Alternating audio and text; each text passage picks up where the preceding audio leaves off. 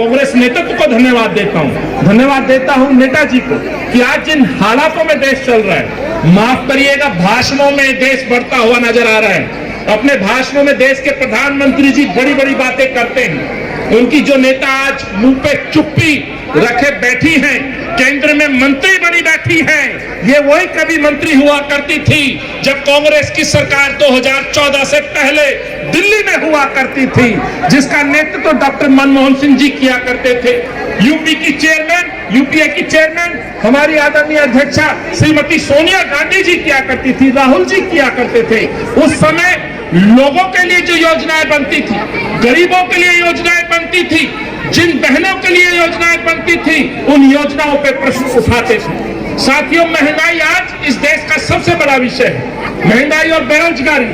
लेकिन महंगाई में भी जब मैं इस मंच पर देखता हूँ, सिंबॉलिक तौर से जिस सिलेंडर को दिखाया गया है, जिसकी आकृति आपके मंच पर और स्टेज पर दिखाई गई है, बढ़ती हुई कीमतों को दर्शाया गया है, मैं कहना चाहता हूँ ये दर्द है बहनों का, ये दर्द है महिलाओं का, ये दर्द है रसोई चलाने वाली उस मेरी मातृशक्ति का, जो रोजाना रूबरू होती है महंगाई से।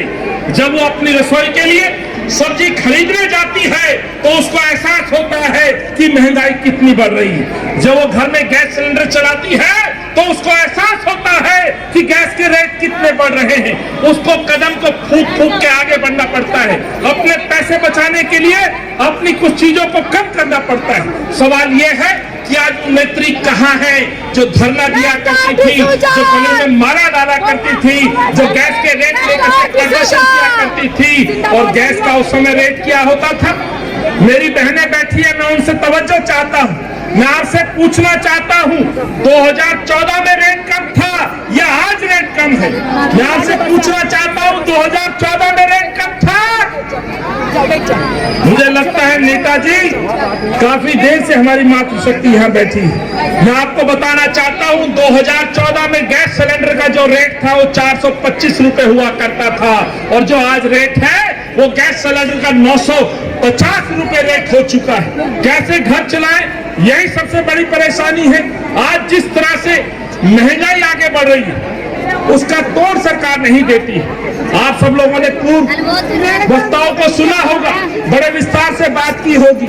136 दिन के लगभग आराम के बाद मोदी जी ने फिर इस देश के अंदर लूट मचाई है। जहां पेट्रोल डीजल पर रेट बढ़ाए हैं, वहीं पिछले 10 दिनों के अंदर तमाम ईंधनों के ऊपर रेट बढ़ा है, जिसमें गैस भी अछूता नहीं है।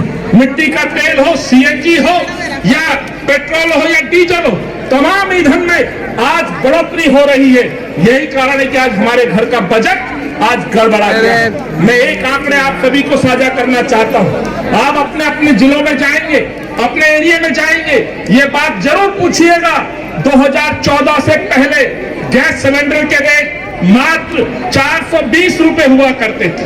याद है साथियों, उस समय मनमोहन जी और राहुल जी और सोनिया जी की सरकार देश की आवाम को 1,60,000, गौर से सुनिएगा, 1,60,000 रुपए वापस गरीब वर्ग को सब्सिडी के रूप में गैस के ऊपर देते थे।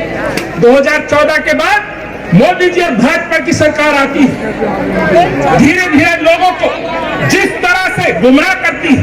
सब्सिडी 1,60,000 हुआ करती थी, आज मात्र मोदी सरकार 11,000 की सब्सिडी, 11,000 करोड़ की सब्सिडी मात्र देशवासियों को देती है। यानी कि आपने सब्सिडी से पैसा छुटाया और गैस सिलेंडर के रेट बढ़ाए।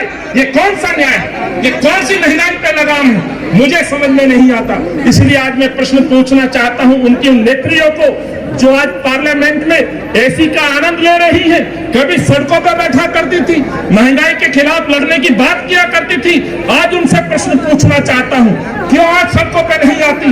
पार्टी लाइन से हट करके आइए, बैठिए सड़कों पर, मोदी जी से सवाल पूछने की हिम्मत दिखाइए, महिलाओं की बात उठाइए, गैस कम करने की बात कहिए।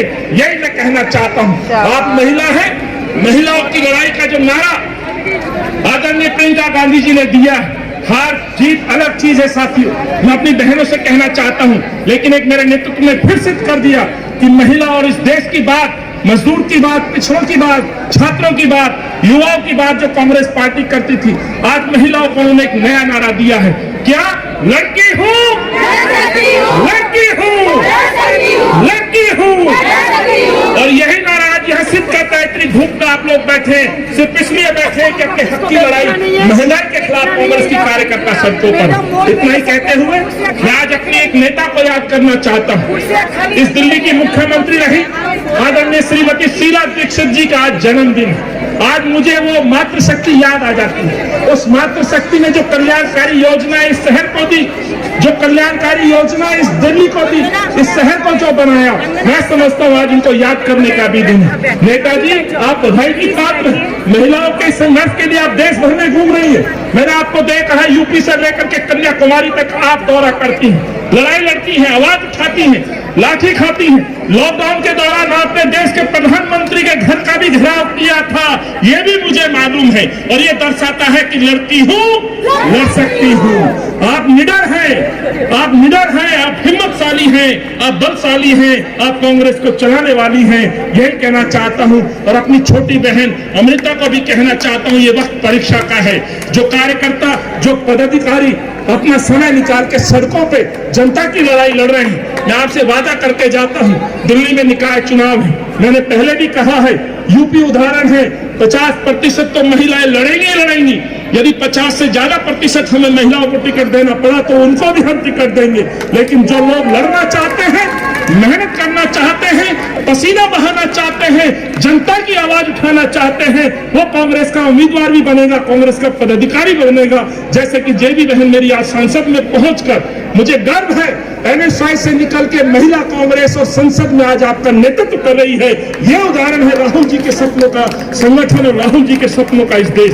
तो बहुत बहुत धन्यवाद। क्षमा जिन लोगों के नाम नहीं ले पाए, लेकिन उद्देश्य एक ही है, इस महंगाई के खिलाफ लड़ना।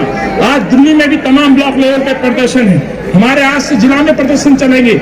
7 तारीख को इसी जगह पर एक संसद घेराव का भी कॉल दिल्ली कांग्रेस करेगी। आप उसमें भी आमंत्रित रहेंगे। बहुत बहुत धन्यवाद। जय हिंद, जय